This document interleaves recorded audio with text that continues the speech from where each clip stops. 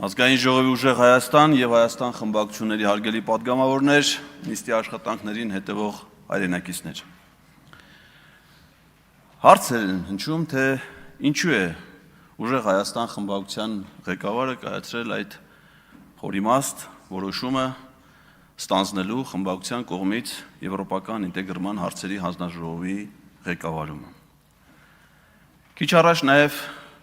ներկայացվեց, թե ինչ կարծիք է հայտնել այդ կապակցությամբ ուժեղ Հայաստան կուսակցության առաջնորդ Սամվել Կարապետյանը։ Այն, որ Սամվել Կարապետյանի ասածները կարող են որոշ մարդիկ չհասկանալ, դա ունի օբյեկտիվ պատճառներ։ Բայց այն, թե ինչու է կայացրել որոշում Նարեկ Կարապետյանի կողմից, դա էլ ունի օբյեկտիվ հիմնավորումներ։ Որովհետև ուժեղ Հայաստանը արժևորում է աշխարհաքաղաքական բոլոր ուղղությունների, այդ թվում եվրոպական ուղղության հետ հարաբերությունները։ Արժևորում է այն աստիճան, որ փորձում է այն դուրս բերել քաղաքական արկածախնդրության, անլրջության եւ ինչպես ասում են տրոլինգների տիրույթից եւ դրան հաղորդել լուրջ կառուցվածքային եւ կազմակերպական որակ։ Որոշ մարդկանց մոտ տպավորվել էր Նարեկ Կարապետյանի այն խոսքը, որ եվրոպական ուղղության հետ հարաբերություններում կա գովազդային բաղադրիչ եւ ֆունկցիոնալ բաղադրիչ։ Այո, գովազդային հարթությունում կարծես թե ամեն ինչ նորմալ է։ Եթե նայենք լուսանկարներին, տեսանյութերին,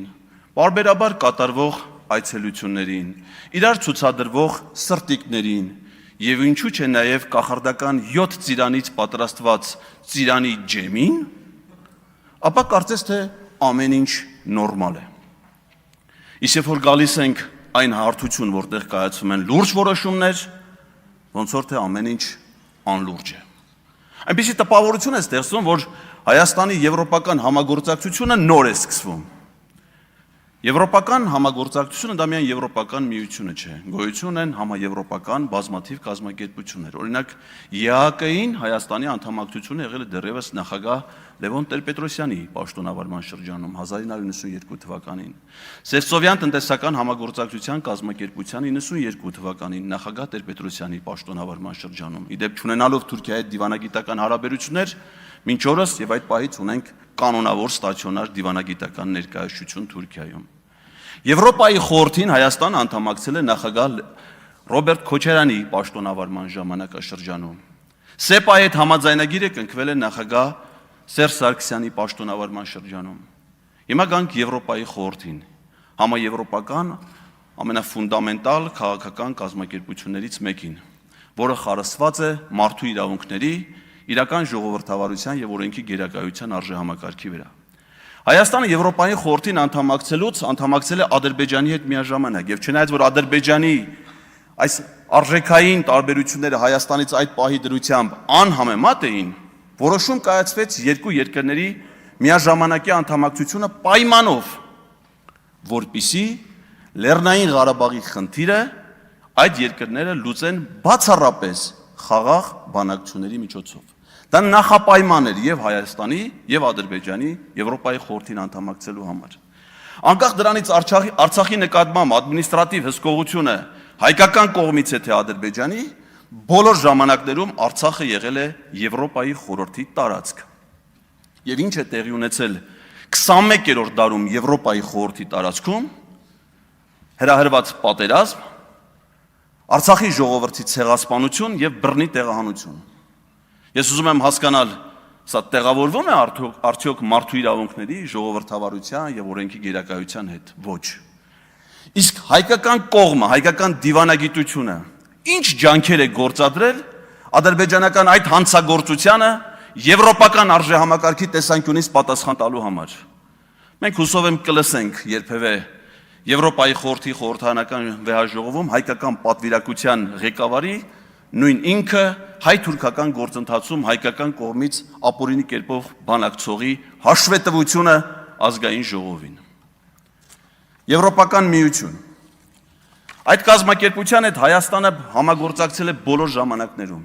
Չի եղել մեկ ծրագիր, թեկուզ մեկ ծրագիր, որ Եվրոպական միություն առաջարկի Հայաստանին եւ Հայաստանը մերժի կամ վերապահումներ ունենա դրա նկատմամբ։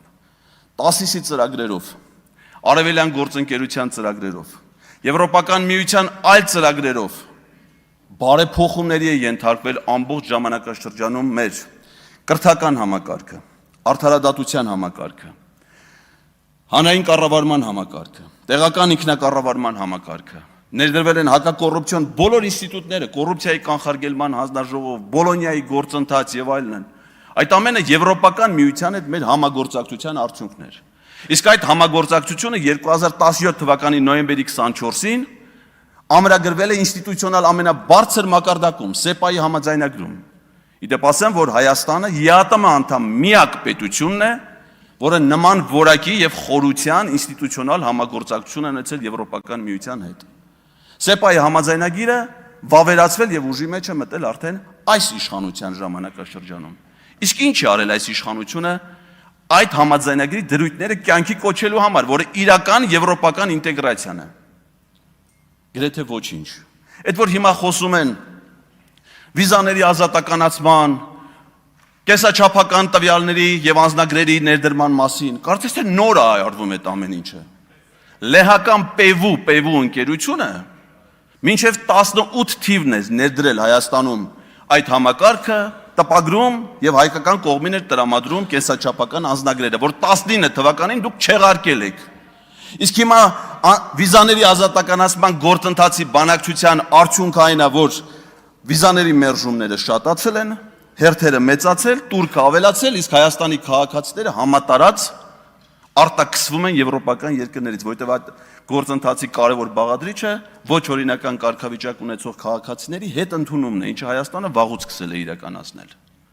Այս ձևով եք դուք ուզում մեզ ներկայացնեք իբր ձեր եվրոպական ինտեգրացիան,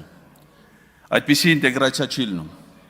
Եվրոպական քանի երկրների ղեկավարներ էին եկել մայիսի 4-ին Հայաստան, նկարվում, սրտիկներ ցուցադրում միմյանց։ Մի հատ հարցեք նրանցից որևէ մեկին, քանի եվրոպական վերազգային ընկերություններ են այս 8 տարիների ընթացքում ներդրումներ կատարել Հայաստանում։ Ես դրանցից ոչ մեկին չեմ հիշում։ Արդյոք ավելացել է Հայաստանից Եվրոպական միություն հայկական ապրանքների արտահանումը։ Դա չէր կարող լինել, որովհետև այս իշխանության օրոք վերացվեց GSP+ առևտրային ռեժիմը, որը հիմա քաղաքական պատճառներով վերականգնելը համարում են ձեռքբերում, փորձում են ներկայացնել որպես ձեռքբերում։ Բայց այդ ռեժիմը գոյություն ուներ վաղուց եւ հայկական 7000 մոտավորապես անվանում ապրանքներ, ինչպես նաեւ ծառայություններ առանց մաքսատուրքերի արտահանվում էին Եվրոպական միություն։ Ես էլ չեմ խոսում քաղաքական համագործակցության մասին, որը բարձրացված էր շատ բարձր մակարդակի։ Իսկ հիմա մենակ խոսքեր, հաճախոսություններ եւ ուրիշ ոչինչ։ Այսպես եվրոպական պետություն չի կառուցվում։ Եվրոպական պետություն կառուցելու համար լուրջ մոտեցում է պետք ցուցաբերել։ Իսկ այդ մոտեցումը դահլիճի այս հատվածից, հատկապես դրա առաջի շարքերից հնարավոր չի ակնկալել։ Եվրոպական համագործակցություն հնարավոր է դահլիճի այս հատվածից եւ հատկապես դրա առաջի շարքերից։ Բայց ամենաառաջինը անհրաժեշտ է փոփոխություն դահլիճի այն հատվածի առաջի շարքից, որը դեռևս դատարկ է։ Եվ մենք հույս ունենք, որ այդ շարքի առաջին աթոռը ի վերջո կզբաղեցնի ազգային բարերար Հայաստանի հաջորդ վարչապետ Սամվել Կարապետյանը։ Եվ այդ դեպքում է հնարավոր, որ Հայաստանում հաստատվի իրական ժողովրդավարություն, որ այլևս ազատ խոսքի համար բռնությունների չի ենթարկվեն, շուկայում ձմերուկ վաճառողից սկսած մինչև քաղաքական առաջնորդներ, որ դատարանները կայացնեն արդար եւ արդյունավետ արդարադատության շահերից բխող որոշումներ, որ լրատվամիջոցները ազատ գործունեություն ծավալեն եւ չունենան անհանգստություն փակվելու վերաբերյալ, որ քաղաքացիները չլինեն տոտալ վերահսկողության տակ, որ ընտրված քաղաքապետերը չգնդակահարվեն կամ ձերբակալվեն։ Այդպիսին է մեր իրականությունը։ Այդպիսի արժեքներով Եվրոպայի խորհրդի անդամ եւս մեկ պետություն կա, Ադրբեջանի Հանրապետություն։ Եվ ես կարծում եմ, որ մենք այդ ձգտումներից պետք է տեղափոխվենք եվրոպական ձգտումներ, ունենալով աշխարհաքաղաքական գլխավոր կենտրոնը՝ Երևանը։